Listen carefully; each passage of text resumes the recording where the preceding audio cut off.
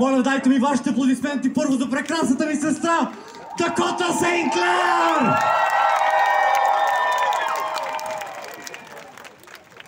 Хора, искам да ви кажа няколко неща, защото като ми дадат микрофон в ръцете, винаги имам какво да кажа. Първо, мили мои, искам да благодаря на The Steps, че подкрепят българските куир артисти.